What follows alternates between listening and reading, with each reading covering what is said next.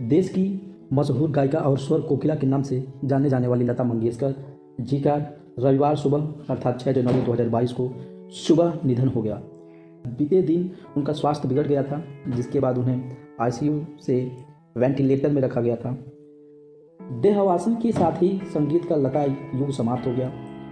जीते जी देवत्व की छवि हासिल करने वाली लता मंगेशकर के नश्वर शरीर का भले ही अंत हो गया है, लेकिन उनके गाए हजारों गीत सदैव मानव जाति के जख्मी हृदय को ठंडक पहुंचाते रहेंगे और लता सूरज चांद तारों की तरह अमर बनी रहेगी। तो आइए आज हम लोग जानें उनके जीवन परिचय के बारे में। उनका जीवन कहाँ से स्टार्ट हुआ था और कहाँ तक गया, उनके जीवन परिचय के बारे में हम लोग जानें। लता मंगेशकर भारत की सबसे लोकप्रिय और आदरणीय गायिका थी। उनका 6 दशकों तक कार्यकाल उपलब्धियों से भरा पड़ा है। लता जी ने लगभग 30 से ज़्यादा भाषाओं में फिल्मी और गैर फिल्मी गाने गाए हैं, लेकिन उनकी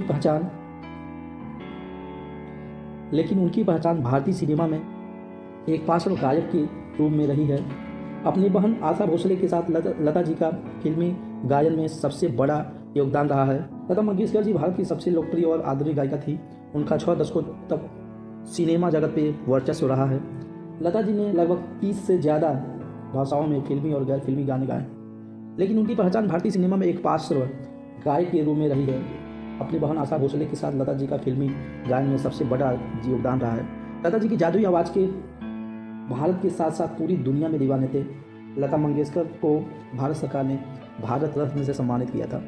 भारत की स्वर कोकिला लता मंगेशकर जी ने 20 भाषाओं में 30,000 से अधिक गाने गाए हैं। इनकी आवाज़ सुनकर कभी किसी की आंखों में आंसू आए तो कभी सीमा पर खड़े जवानों को सहारा मिला। ऐसी गीत लता मंगेशकर जी के द्वारा गाया गया था। लता दीनानाथ मंगेशकर का जन्म 28 सितंबर 1929 को इंदौर मध्य प्रदेश में हुआ था। इनके पिता दीनानाथ मंगेशकर एक कुशल रंगमंचीय गायक थे। दीनानाथ जी लता को तब से संगीत सिखाना शुरू किया जब वे 5 साल की थी। इनके साथ इनकी बहनें आशा, उषा और मीना भी सीखा करती थी। लता अमान अली खान साहिब और बाद में अमानत खान के साथ भी पढ़ी। लता मंगेशकर हमेशा से ही ईश्वर के द्वारा दी गई सुरीली आवाज़, शानदार अभिव्यक्ति व बात को बहुत जल्दी समझ लेने वाली अविश्वसनीय क्षमता का उदाहरण रही हैं। इन्हीं विशेषताओं के कारण इनकी इन प्रतिभा को बहुत जल्दी पहचान मिल गई थी। 5 वर्ष की छोटी सी आयु में ही इनकी पहली बार एक नाटक में अभिनय करने का अवसर मिला। शुरुआत भले ही लता जी की अभिनय से हुई थी, लेकिन हमेशा से इनकी दिलचस्पी संगीत की तरफ रही है। वर्ष 1942 में इनके पिताजी की मौत हो गई। इस दौरान वे केवल 13 वर्ष की थीं।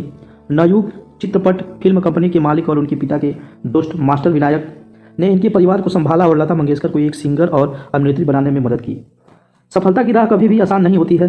लता जी को भी अपना अथान बनाने में बहुत कठिनाइयों का सामना करना पड़ा। कई संगीतकारों ने शुरू में ही इनकी पतली आवाज़ के कारण काम देने से मना कर दिया था।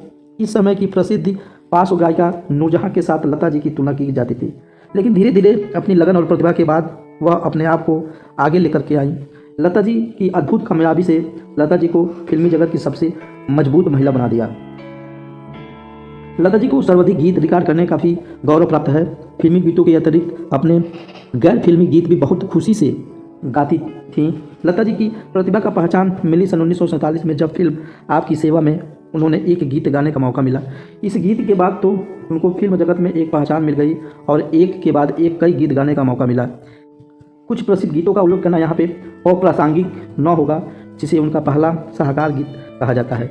वह 1949 में गाया गया आएगा आने वाला था, जिसके बाद आपके प्रशंसकों की संख्या दिनों दिन बढ़ने लगी। इस बीच आपने जब उस समय के सभी प्रसिद्ध संगीतकारों के साथ काम किया, Anil Vishwas, Salil Chaudhary, Shankar Jaikishan, H D Burman, R D Burman, Naushad, Madan Mohan, C Ramchandra इत्यादि सभी संगीतकारों ने आपकी प्रतिभा का लोहा माना।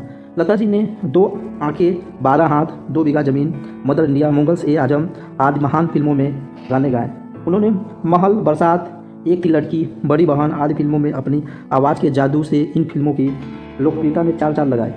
इस दौरान उनके कुछ प्रसिद्ध गीत थे, जो सजना बरखा बहार आई, ये परख 1960 फिल्म की थी, आज़ाद ए परदेसी मधुमती फिल्म की थी जो 1958 ईस्वी में रिलीज हुई थी, इतना न मुझसे तू प्यार बढ़ा छाया फिल्म की 1961 में थी, अल्लाह तेरे नाम हम दोनों फिल्म की 1961 में थी, एहसान तेरा होगा मुझ पर ये जंगली फिल्म की 1961 में थी, ये समा जब जब फूल खिले 1965 ईस्वी की फिल्म थी।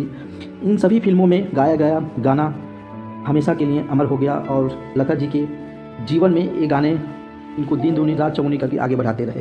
तो ऐसी थी लता मंगेशकर जी। इनको कोई ऐसा सम्मान नहीं है जो लता मंगेशकर जी को न मिला है। तो हम इनके कोई ऐसा पुरस्कार नहीं है जो लता मंगेशकर जी को न मिला हो। तो हम लोग उनको कौन कौन से पुरस्कार मिला है उसको भी देख लें। पहला है फिल्म फेयर पुरस्कार, उनको कई बार मिल चुका है। 1958 ईस्वी में, 1962 ईस्वी में, 1965 ईस्वी में, 1969 ईस्वी में, 1993 ईस्वी में और 1994 ईस्वी में फिल्म फेयर पुरस्कार मिला है। राष्ट्रीय पुरस्कार उनको 3 बार मिला है, 1972 ईस्वी में, 1975 ईस्वी में, 1990 ईस्वी में। उनको महाराष्ट्र सरकार पुरस्कार दिया गया है, उनको 2 बार दिया गया है, 1966 ईस्वी में, 1967 ईस्वी में। सन 1969 ईस्वी में पद्म विभूषण से सम्मानित किया गया था लता मंगेशकर जी को। सन 1989 ईस्वी में उन्हें फिल्म जगत का सर्वोच्च सम्मान दादा साहब फाल्के पुरस्कार से सम्मानित किया गया था। सन 1993 की बात करें तो फिल्म फेयर के लाइफ टाइम अचीवमेंट पुरस्कार से सम्मानित किया गया था उनको सन 1993 ईस्वी में। सन 1996 ईस्वी में स्क्रीन के लाइफ टाइम अचीवमेंट पुरस्कार से सम्मानित किया गया था। सन 1997 ईस्वी में राजीव गांधी पुरस्कार से सम्मानित किया गया था लता मंगेशकर जी को। सन 1999 ईस्वी में पद्म विभूषण, NTR और जी सिने के लाइफ टाइम अचीवमेंट पुरस्कार से सम्मानित किया गया था। सन 2000 ईस्वी में IIAF आईफा के लाइफ टाइम अचीवमेंट पुरस्कार से सम्मानित किया गया था उनको। सन 2001 ईस्वी में स्टार डस्ट के लाइफ टाइम अचीवमेंट पुरस्कार, नूरजहां पुरस्कार, महाराष्ट्र पुरस्कार से सम्मानित किया गया था। और भारत का सर्वोच्च सम्मान उनको कब मिला था? भारत का सर्वोच्च सम्मान 2001 में भारत सरकार ने उनकी उपलब्धियों को सम्मानित करते हुए देश के सर्वोच्च सम्मान सर्वोच्च पुरस्कार भारत रत्न से उनको सम्मानित किया गया था 2001 में। किनको? लता मंगेशकर जी को। ऐसी